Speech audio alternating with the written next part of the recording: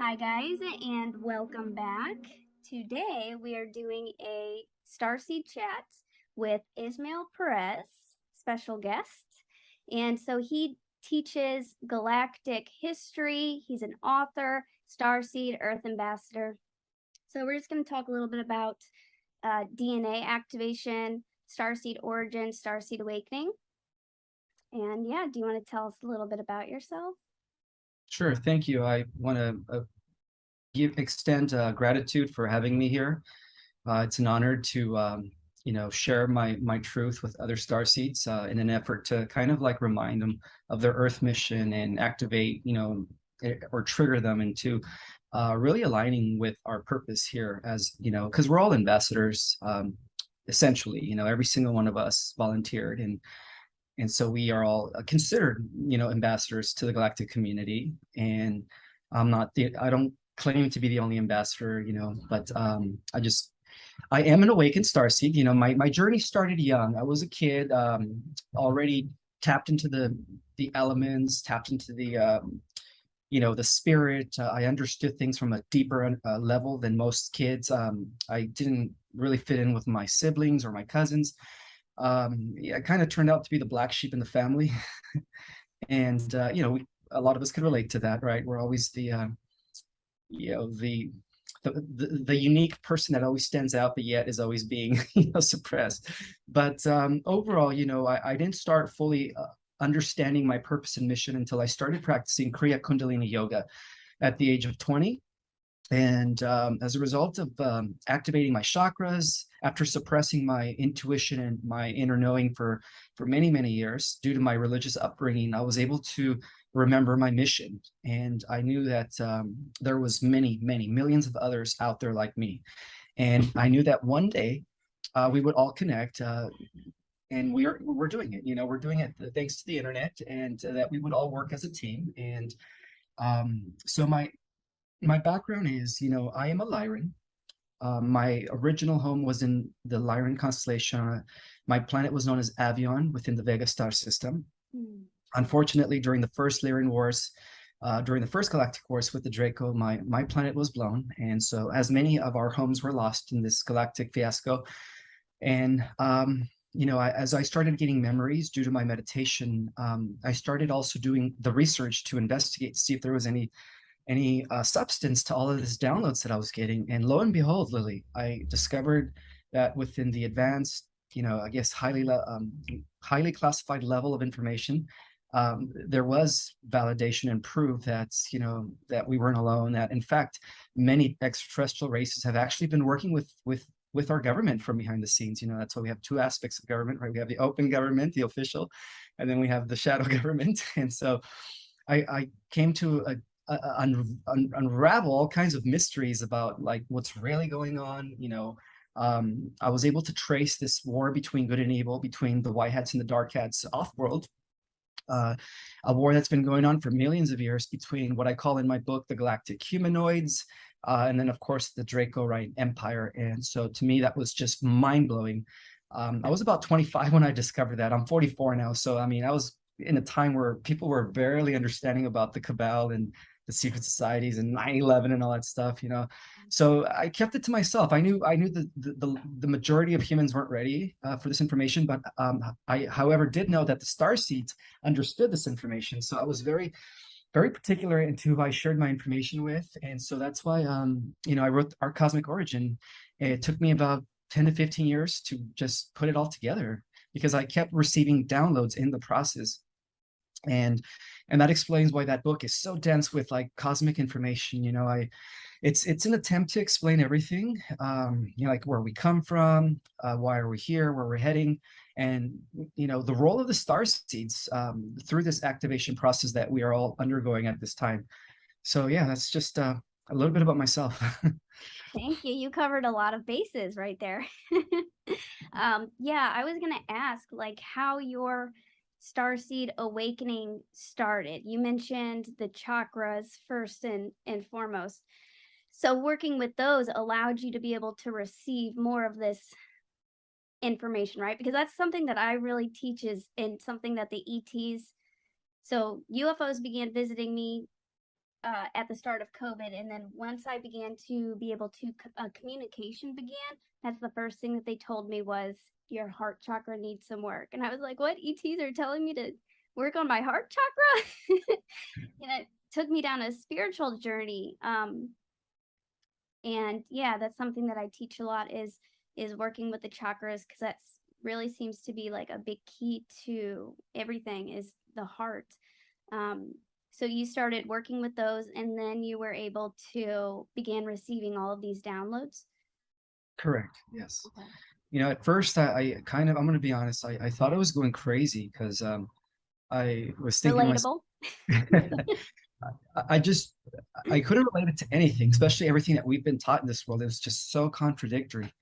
You know, because we were taught that we've, according to the religious indoctrination, that we've only been here for 6,000 years. And then according to the Darwinian theory of evolution, that we came from apes through this, you know, process of like accidental evolution with no intelligent design. It was all by happenstance. And to me, just that didn't really make sense. So that's what sparked my interest in really just researching. And so, yeah, you know, I became an artist. How can I say it? I became addicted to knowledge. And that's what led to the discovery of all that information that I've been talking about. So it was hard at first, you know, it was hard at first because I couldn't really share this with anyone. But the moment I came into the scene about 2 years ago, when I first got my Instagram, I started talking about this stuff. And I didn't realize that, you know, it was going to go viral and people were going to resonate with it. And I said, oh, wow, I'm actually connecting with my star tribe that's all down here at this time, spread throughout the world. And that's how it all began for me. You know, I was kind of just keeping to myself prior to 2 years ago.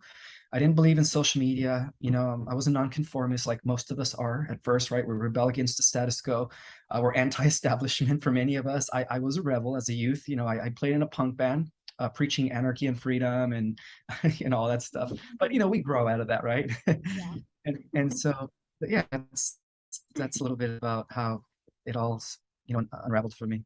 Yeah, that's awesome. I was very punk too. A lot of dark clothing. Nice. Yeah, that I feel like what you said, starseeds, you often grow up feeling like an outcast or just feeling different, and you can often feel all of these other things. So even like crowded spaces can be just super bombarding.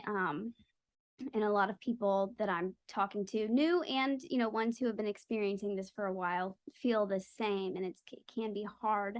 I was going to also ask about a dark night of the soul, because so I do reading sessions and starseed coaching and consulting, and I have a lot of people that are just having like straight up not a good time right now. It's difficult. And for me, right before my awakening, right before the UFOs started visiting me, I was having a really, really rough time. Like my life was just flipped upside down. And then I saw in a bio about you that you had a dark night of the soul. So do you feel like dark night of the soul is like a very important key piece to awakening? I feel like it's just a natural process. Absolutely. I mean, most of us actually become awakened through trauma, you know, through experiencing just dark moments in life, whether it's through emotional, mental, physical pain. Sometimes those are triggers to our, you know, we have to snap out of it because we are in some sort of, you know, advanced video game program where our memories of who we were before we came in were like, I guess, blank slated, you know, where the veil set in. And so, uh, dark night of the soul is as essential as when we are in our high state of vibration and co-creating and living, you know, in alignment with our higher self. How else can we appreciate those high moments if we don't have anything to compare it to, you know? So I still go through that. You know, I'm not perfect. I'm still in this human form, you know, and it's normal. You know, there's days where I honestly, I feel like I want to go into a depression, but I choose not to, you know. And then there's days where I feel like I'm on top of the world and I can do anything, and then everything in between. So it's normal. These are cycles. These are natural cycles that we go, that we all go through in order to actually continue, you know, growing. Because every time we fall into a low frequency, or dark night of the soul, we actually bounce back up even higher. That's the way I see it, and that's how we increase our power. you know, because we're all growing, we're growing through contrast, we're growing through opposition, and a lot of it boils down to just being aware of who you are, and not really allowing yourself to be consumed in these low negative energies for a while. Otherwise it takes you over. So that's the battle there. That's the battle that we're all undergoing. It's the greatest battle ever, which is the ego. We're all constantly trying to tame the ego. And I think that having an ego is a huge part of having this dark night of the soul, because without the ego, there is no way of how can I say it, of feeling like we're separated. Like when we are in our ego, we tend to be separated from everything else. When we're not in our ego, we see our connection to everything.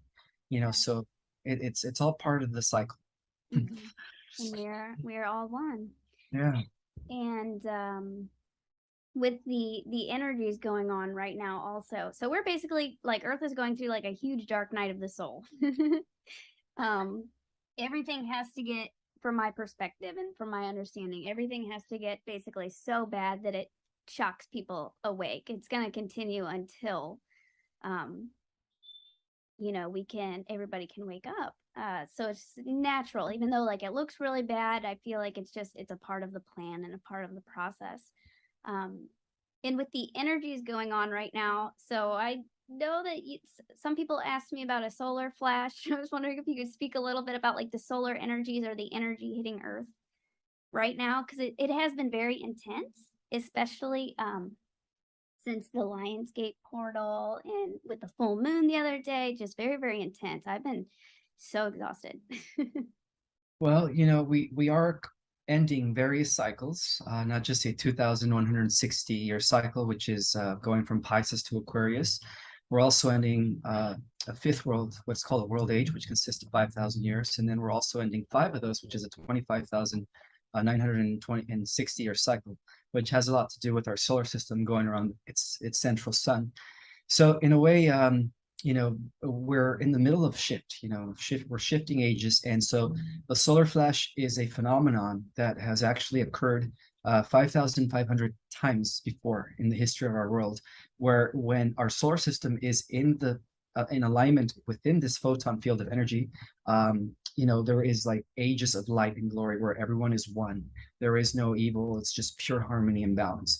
And then as our solar system leaves this energetic field called the photon band, and we go back into a cycle of darkness. But because we've already completed 5,500 cycles of that, now it's different. Now the Earth is going to just be on a steady ascension journey, where it's just going to keep going beyond the fifth dimension as we all reconnect back to prime creator source. The solar flash has also been predicted by all ancient cultures. They call it different names. The original Zoroastrian teaching in which Judeo-Christianity draws from is known as Frasho Coretti, and they talked about the transmutation of evil in the earth and the upliftment of the righteous within a blink of an eye. Something that they call it the solar sneeze, Frasho Coretti. According to the original Vedas and the teachings of India, it's called the Sambardic of fire. And get this, Lily, even the Latter-day Saint Church, the Mormon Church, I know it's an organized religious organization, but they even talk about the solar flash. They talk about how in the past we were cleansed through water, which was the flood, and now we're going to be purged through a fire. They call it a transmuting fire that's going to be coming from the sun, that's going to purge all wickedness and exalt the righteous. And so, I mean, this is an event that obviously has been predicted in the prophecies, and is an event that has occurred, 5,500 times in the past. As I do reveal that, civilizations have actually been here for millions of years. So, yeah. Yeah, they've the ETs have shown me visions of UFOs and dinosaurs on Earth. Nice. So yeah, they've been here for a while. So that's good. There were some people that seemed kind of like worried about it. So the solar flash it's in the prophecies, and it'll be a very positive. From my understanding, it's just like it's going to be a quantum leap, a huge leap for all of us, basically. Absolutely, yeah. It's the greatest quantum leap that has ever occurred in the history of our universe, because for the first time, according to Dolores Cannon, the entire planet is ascending. So, and so we're all going, we're all going to be partaking of this free ride. Whereas in the past, it has mainly been an individual process. That's why we hear about the ascended beings, the ascended masters. But now it's like everyone's getting this opportunity to go into these higher levels of reality where we no longer experience suffering, death, or illness. Mm-hmm. Yeah, interesting. Yeah, so that sounds good. Something else I wanted to ask you about was, so I read something about you. So whenever, as you were young, played around with telekinesis. Mhm. Could you speak a little bit about like what types of? Because I'm just so fascinated right now with seeing the different types of gifts that people are beginning to develop with these DNA activations, and as we go along, it's just mind blowing. And telekinesis is something that some of the ETs have been working with me on. I didn't know that it was like telekinesis at first, but that's what I do in the live DNA activations. I'm moving energy around. I haven't tested it with matter yet, but yeah, could you kind of talk a little bit about uh, your gifts and what types of gifts you think are starting to happen?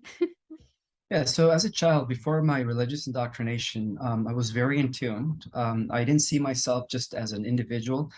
I saw myself as part of the wave, which is, the field of energy that is all around us. So because in my perception was there, I saw how every object, everything in existence was part of me, in a sense, was an extension of me. And by absolutely believing that as a 5-year-old, I was able to actually teleport, not sorry, move objects with my mind. Telekinesis. Telekinesis. Teleport is a different thing. That's another power we have that we're unlocking, by the way. Some of us are going to be teleporters in the fifth dimensional world. But I started playing with telekinesis, and everything was fine until my grandmother walked in on me one day, and she thought it was demonic. She was very strict Catholic, and so she called the local priest, and then they came right away. They started throwing holy water and saying, "Identify yourself, demon." And I told them, "I'm not a demon. What are you guys talking about? I'm just a kid." And they're like, "Well, you have these witch powers, so it's not you, it's a demon inside you." I was like, "No, no, sir, you don't understand. There is no demon inside me." So, that's what caused me to actually suppress my inner knowing of things and my abilities. Because as a kid, I was still very connected to the elements. I used to communicate with animals via telepathy, and I was also able to pick up on people's thoughts. So those gifts are actually in they're part of our inheritance. We don't have to learn how to use it. All we're doing is learning, Unlocking it. we're actually unlocking it, because and it's all about memory, because we've already had these gifts. In fact, in other parallel realities, we already have these abilities. So imagine if you just align with that parallel version of you, and you integrate that, then you're going to be manifesting those powers again. So that's what I've been talking about. When this ascension takes place, there's going to be some sort of multidimensional integration where every aspect of yourself, every person that you were in these prior lifetimes are all going to snap into one. So if you were like a high priestess during the times of Lemuria or Atlantis, if you were a goddess, right? It's still you. It's just different aspects of you existing on different frequencies, or because ultimately it's all happening at the same time. There is no past, present, or future. So you're still existing in Atlantis. I'm still existing in Atlantis. Those are different aspects of ourselves that we could actually integrate into the here and the now. So I believe that when this ascension takes place as a result of the solar flash, there's going to be some sort of convergence of all these parallel lives into the here and the now, and that's how we're going to be the embodiment of all our incarnations all put together in one.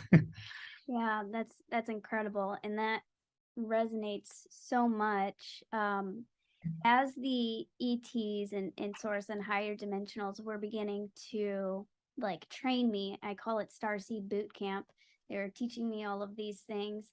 Um, First off, knowing that you are connected to everything is just an extension of you, really helped with being able to tap into these different abilities, because it's not really separate than you. It's everything is all one. And recently I had talking about like, so the parallel realities, different versions of you. Something really, really big that I talk about is a lot is remembering, because you're not like trying to achieve, you know, really something. You're just remembering what's already within you and what you've already done.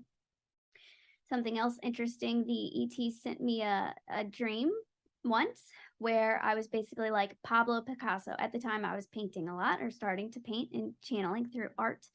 And what they were teaching me was this exists somewhere. These gifts and like the ability to be like a master artist exists. You just kind of have to like tap into that. And the other day, I was visited by an Atlantean version of me. I was meditating, laying down for bed, and I saw a man with shoulder length blonde hair and told me he was me from Atlantis. And then he showed me about 5+ Earths just in a row and told me that these different realities are merging. Oh my God. Did you say 5 Earths? It was around That's 5. accurate. That is so accurate. I actually, oh my God, I in one of my Instagram videos about a year ago, I talked about the 5 parallel Earths and how they're all converging during these times. That is so amazing that you're getting the same downloads that I've been getting for years. That's crazy. Yeah, and when this convergence takes place, you know, that's when we're gonna integrate with these other selves of us that exist in these parallel Earths that are actually like, you know, your superhero version, your goddess version, your high priestess version. Mm-hmm. So That's we'll, amazing. yeah, it's pretty trippy. I'm hoping that he comes back and tells me a little bit more, but that was pretty profound. He also told me that I'm going to write a book and I'm going to start in 6 months. There you go. That's awesome. Yeah, so I was like, okay, that sounds great. Um, but so the merging of these 5 Earths, do you know what the 5 different Earths are? Like what? So Atlantis maybe would be one, or do you know anything more about that? Yes, I do. So there's an Earth where Atlantis was never infiltrated, corrupted. It still exists in that timeline. You know, it's still a golden age. There is another parallel Earth where Lemuria never fell. It's still fully intact and still existing. There's another version where the golden age of Egypt never fell. There's another version where Hyperborea, which came before Lemuria, never fell. And then there's the last version, the fifth one, is the first great seeding, which took place 4 million years ago in our solar system. And that was the great civilization of Polaria, and that never fell. So those are the 5 parallel Earths: Polaria, Hyperborea, Lemuria, Atlantis, and us. Wow. Very interesting. I'm gonna have to look more into that.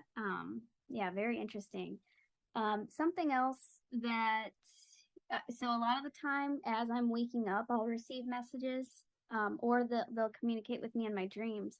And I woke up last night or the night before last where saying like timeline. I'm just saying in case it like rings, I don't know, rings any bells for you, but timeline electricia, where it was like almost like an elliptical. They were showing me time as an elliptical. It I don't is. know. Yeah.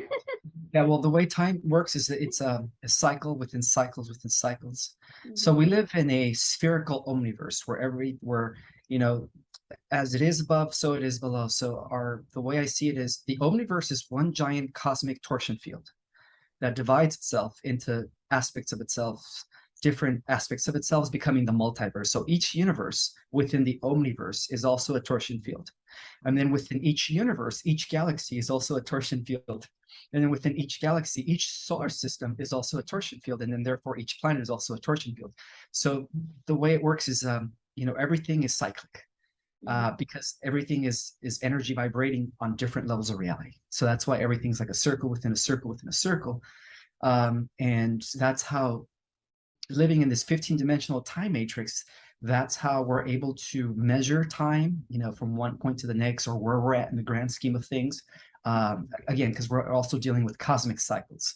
And from what I've discovered is that we're also ending a 900 billion year cosmic cycle, which has a lot to do with the outbreath of the one into the many. And now that process is reversing. It's all coming back together as one.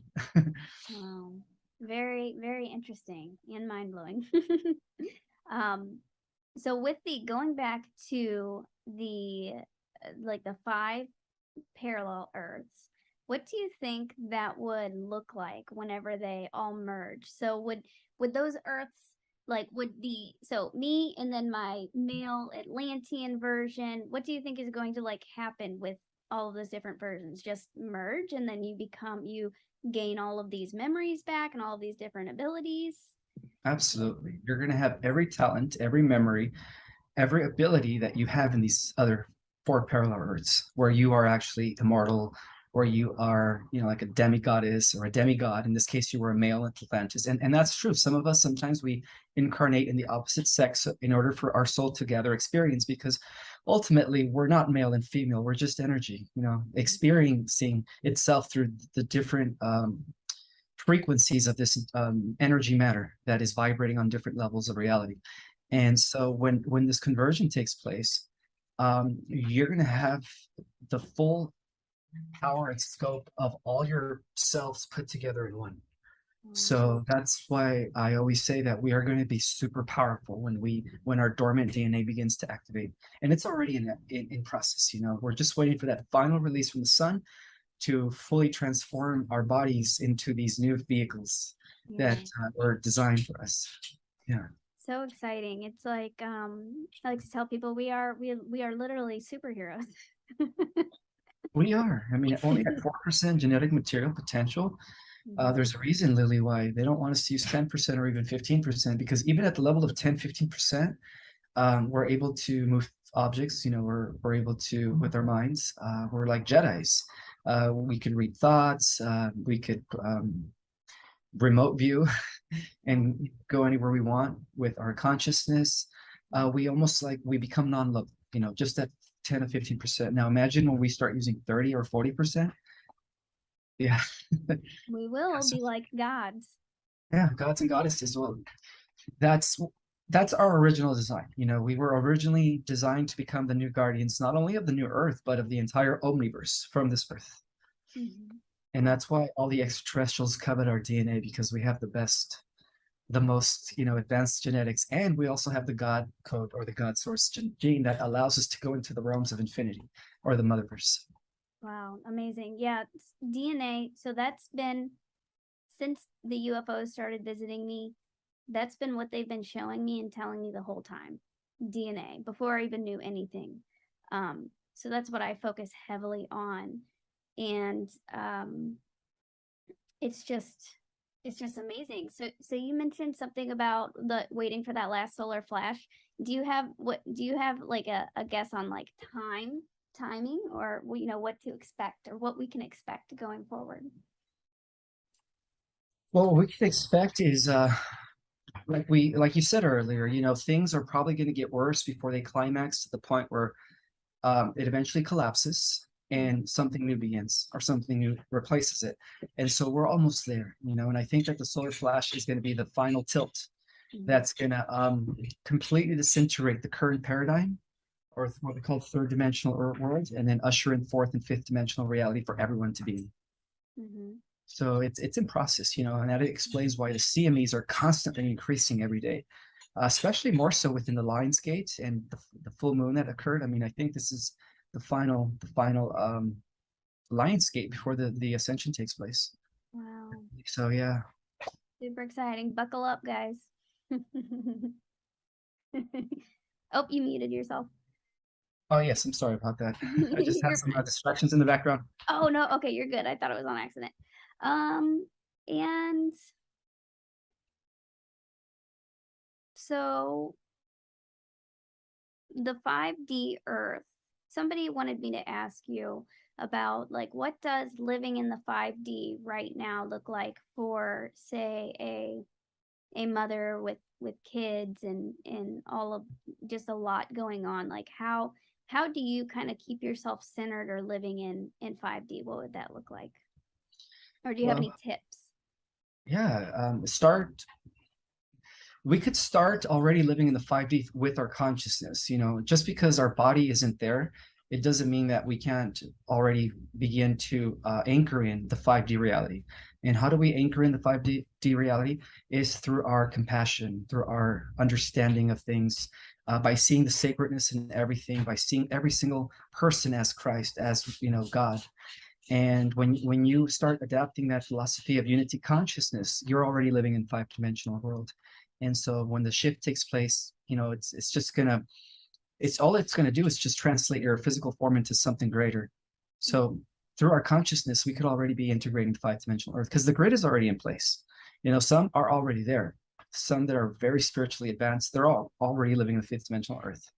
In other words, the 3rd-dimensional Earth does not affect them anymore, because they're already vibing at such a high frequency where the lower frequencies are just like, it's almost like 2 different radio stations. You know what I mean? Yeah. So Yeah. we can already start living it through our minds, through our philosophies, through our way of life, how we conduct ourselves, how we think, how we feel. You know, our thoughts and our emotions are huge factors in the co-creating the reality we all really want. So I would start by just using your imagination in your beliefs to visualize and imagine what it would be like to experience your version of heaven on earth, because ultimately, Lily, perception does create a reality. And one of the things that we're all going to be doing in the 5th-dimensional Earth is that we're going to be just manifesting at the speed of light. So that's why we're having this opportunity to actually control our thoughts and our emotions now, because when we do translate into this new reality, we're going to be like natural replicators. So, you know, we are going to be the living technology. Yeah, amazing. Very similar to that's a message that was reiterated to me the other day. It's literally our perception is what is creating. It's whatever we're tuning into is creating everything. And I like to think of it as basically a giant computer. Consciousness is a giant computer, and we are literally programming ourselves. So that's where you can start, is by even like affirmations, mantras, just making a decision, you know, what you're going to tune into and how you're going to feel, and just begin kind of programming yourself. And also through the heart, you know, the heart is the key. That's a big thing that they reiterate to me a lot. Focusing on, you know, that frequency of love will just begin to bring everything else to you. And that is the key, actually. More over everything, the heart, you know. Yeah. The heart is our key to 5th-dimensional reality and above. Awesome. Yeah, definitely. So one other thing that I wanted to mention was star seed symptoms. We already kind of talked about that a little bit, but so I had watched bits of an interview that you did, and you mentioned star seed symptoms. You mentioned even a seizure. And just a quick story. Back in May, it was after I got back from an SSP conference. The next day, I ended up having a just spontaneous, I was also very, very exhausted. There were a lot of downloads and a lot of things happening, but I ended up having a grand mal seizure, getting a concussion. And after that, yeah, it was very intense, very scary. After that, though, I knew that it was marking a new chapter for me, and there was something bigger. You know, I don't know if my brain just kind of like jolted out, a lot of energy, but also the concussion, I knew was kind of breaking loose some of my memories and some of my abilities. And shortly after, that's when the live DNA activations that I do started becoming very, very strong, where people are feeling physical sensations. And learned about the telekinesis.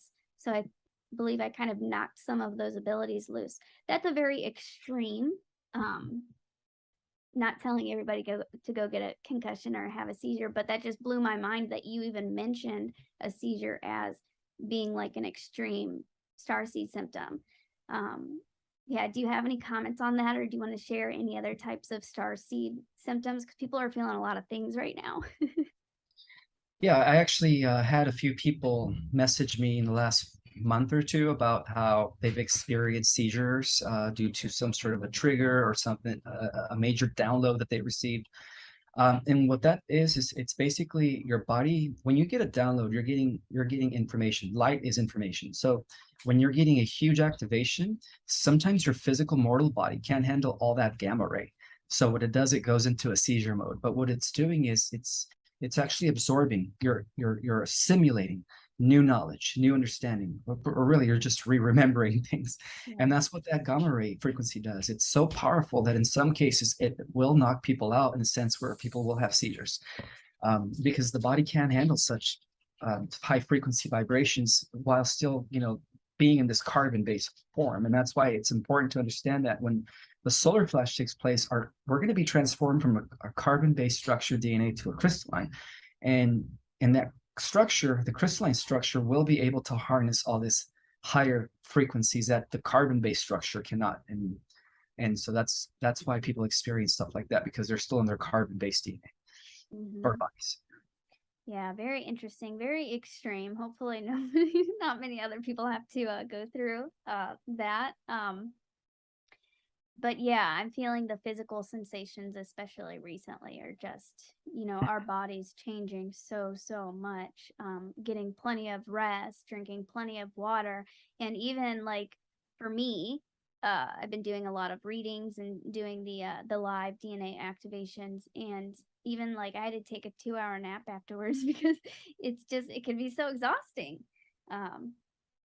So yeah, and do you have any other kind of like starseed symptoms that you're seeing a lot, or people, or anything else that people are kind of like telling you a lot, asking you about a lot lately? Well, a lot of people are actually having personal encounters with their star family. They're starting to see UFOs right above their house. Some people are starting to have dreams that they're in a ship, and that means that you're actually aligning with your galactic self, because not only are we down here, we're multidimensional beings, Lily. So not only are we existing down here on the Earth as boots on the ground, but our galactic self still operating from motherships. We're still up there at that. There's an aspect of ourselves that's still seeing the Earth from a different perspective, from a higher dimension. And so a lot of that is occurring right now among the starseeds. Also, physical symptoms are like back pain, lower back pain, because the Kundalini energy is going up your spine. Headaches because your pineal gland and your pituitary gland are starting to open again. And it just aches and pains throughout your body, because your body is mutating at the cellular level. We are all mutating at this time. So it's not so much about reaching the destination, but also enjoying our transformation from worms to beautiful butterflies, because right now we're in the cocoon state. I guess that's the analogy I want to share. So yeah, the symptoms vary, but it's not just physical symptoms. Sometimes they're mental and emotional symptoms. Sometimes we have emotional blockages that we still need to work with to clear. And that explains why some of us fall into that cycle where we go from this high vibrational state of being to we drop, and then we feel kind of like we're in that dark night of soul. I think the more we clear our emotional body, the easier it's going to be for us to assimilate the new energies. Right. And healing was something that was so big. I literally spent months after whenever I began seeing the UFOs and the ETs, and they would show themselves to me, well, through like physical UFOs, but also through visions is how I began seeing them and communicating with them, and telepathy. And that was something so big, was healing, even stuff from not even just this life, childhood. I'm sure we have a lot of trauma, most of us. But things from other lifetimes too. So healing, I spent like at least 2 good months just focusing on healing.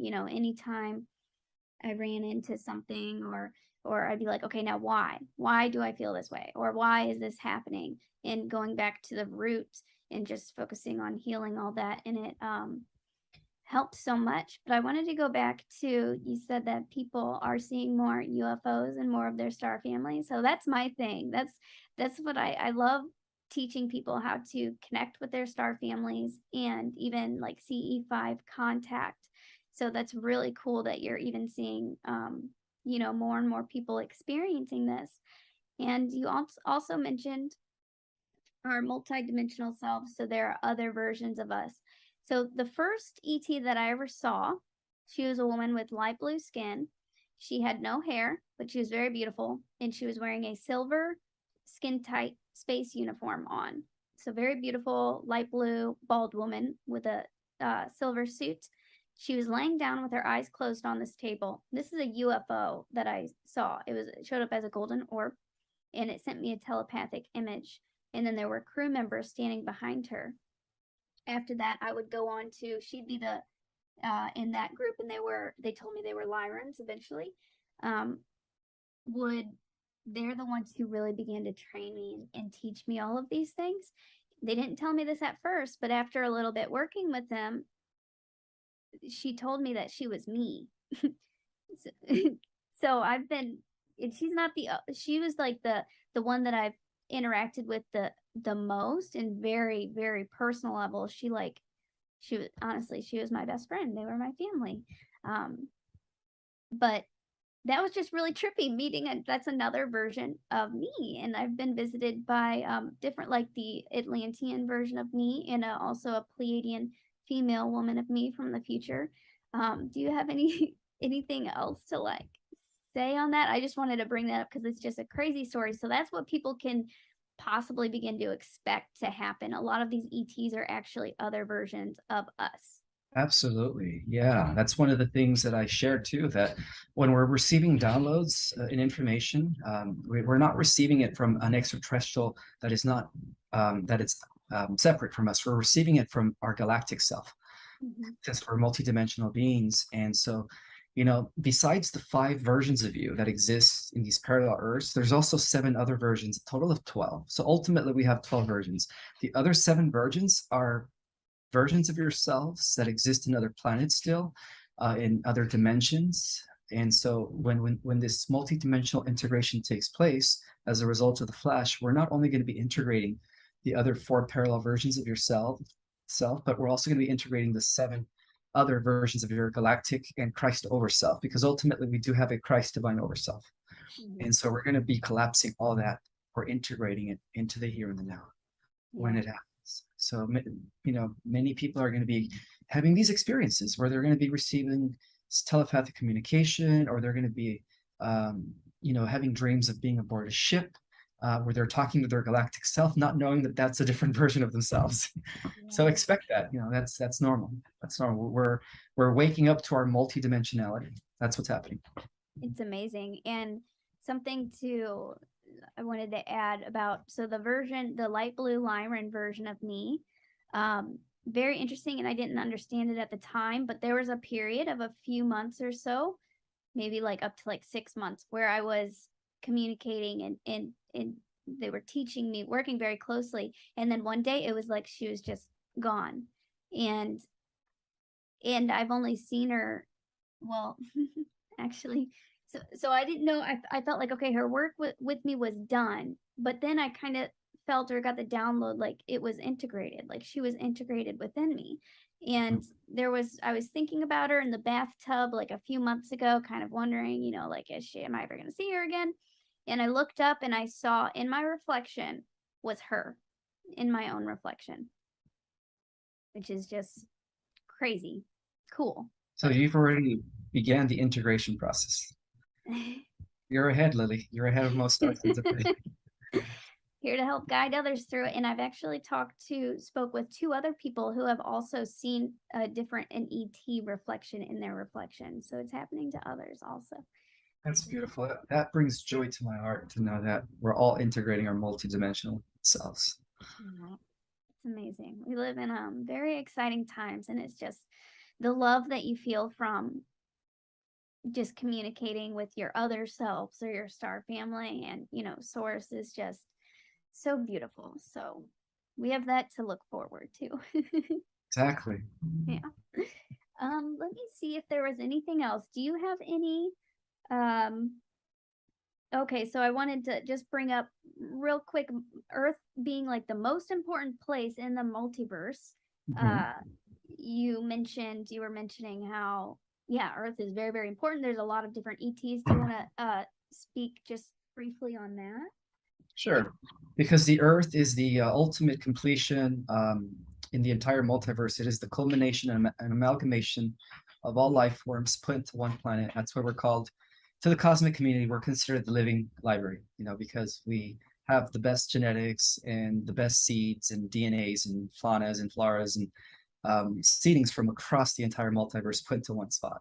So in its original makeup, it was considered the intergalactic exchange center of information before it was hijacked, right, and thrown into the slower state. But that's all reversing now as we approach the ascension. So the Earth is pretty much, because it is the most important planet, not only are we receiving assistance from our own star races, our benevolent entities, but we're also receiving assistance from dimensions and levels of reality beyond our galaxy, to the point where even the central race from the always existing realms of the motherverse is stepping in to make sure that, you know, the positive ascension timeline is solid. And even this, get this, Lily, even versions and councils, spiritual councils from parallel Earths are also coming into our Earth to make sure that they secure the positive ascending timeline, because they know that what happens here is going to have repercussions throughout all the parallel Earths, and, you know, everything in the future and in the past all at the same time. So that's why right now all focus is here. And, you know, we're receiving protection and how can I say it, and guidance from every star being out there, you know. So yeah, we have nothing to worry about. The stargates have been secured, you know. That's amazing.